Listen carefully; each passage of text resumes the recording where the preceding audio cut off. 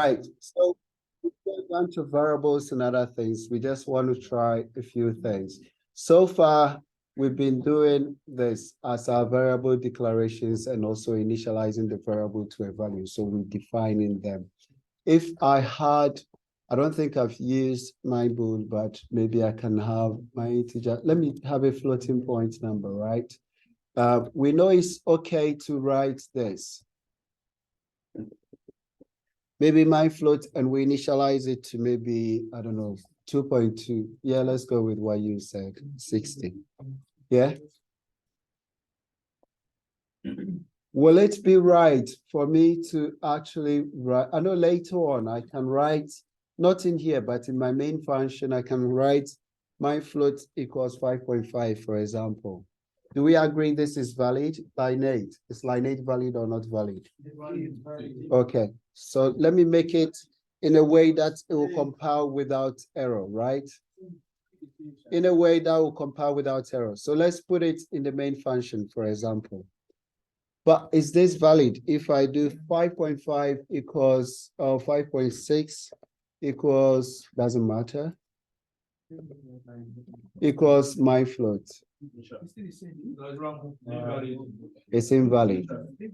Yeah. So the assignment, you want the variable to be on the left-hand side of the operator, and then the value to, or the assigned value to be on the right-hand side.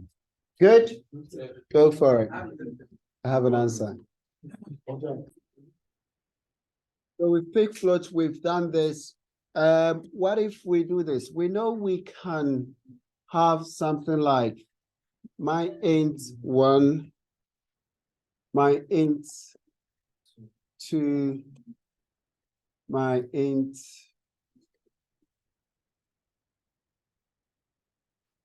3. Let me delete this. And we'll probably get away with it, right? Okay, so what if we do this? We assign a value to float and we have another float. We assign another value, maybe 3.3, and we have, let's make them different. 2,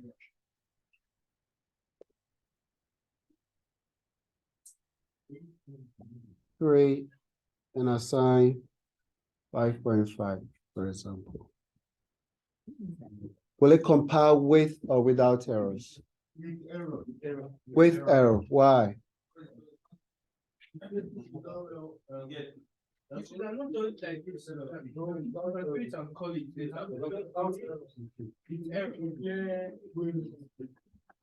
Without. So it's a concatenate. We can also try something. Let's try out something more. Okay. With a with the commas, it's able to identify that yes, all of these, because they are on the same line. This is quite similar to this, but the only difference is that we are initializing some of them. But the comments make it easy for you to say that they are all of data type float. Good?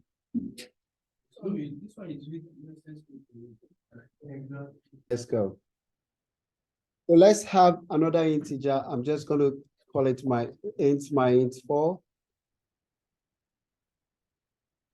Let's do something. So let's say at some point my int 4 can have a value maybe 1,000, for example. Later in the code, we can actually change to maybe 2,000. It should be okay. Yeah, it runs for us. Yeah. So what if this is something like a constant, like the value of r, and we don't want it to keep, you don't want it to keep changing, or you don't want other functions to modify this value? How do we actually preserve the value of my int? Any ideas? How do we make sure that later we can't change this from 1,000? You make it a constant. That's it. I like the way someone said you constant. So realize that now it gives us an error when we try to modify this. So let's get rid of that and get rid of that to see what happens. Now it accepts it. Okay, go for it.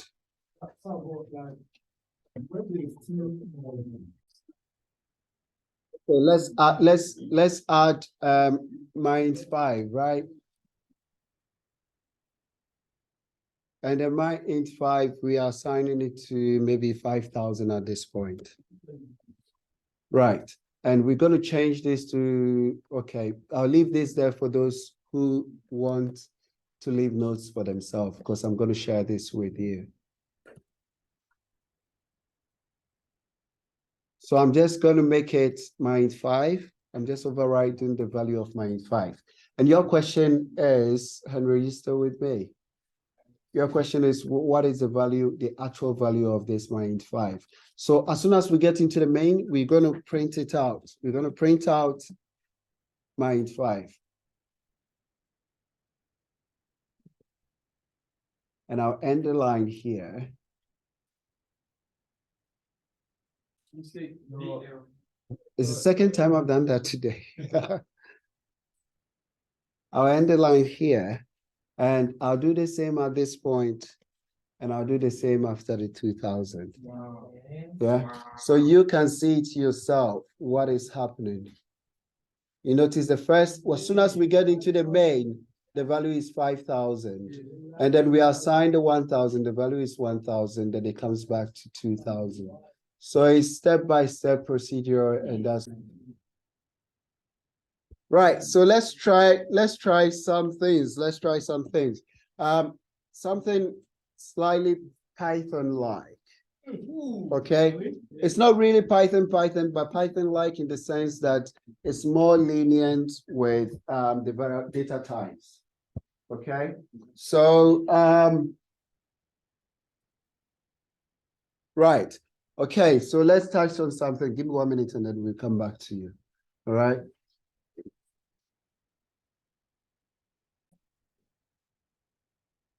Right. So basically, I'm not sure if the compiler would, this online compiler would take this, but it should if it is quite current. Introduced with C++11. Oh, it identified it. So it should. Let's call it my var, right? Because we also have my variable. And we're going to assign maybe 3.3 to this, right? And I can do the same auto. I'm just giving it some names I don't think I've used yet. Two, maybe we can have a char.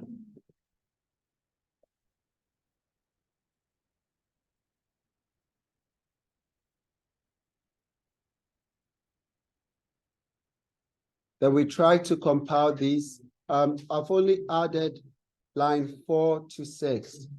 Try to run it to see. It doesn't give us errors, right? Yes.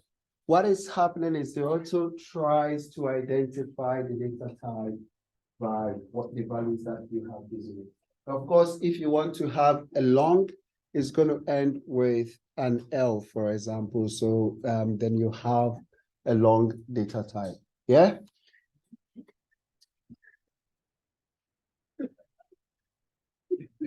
Let me add that.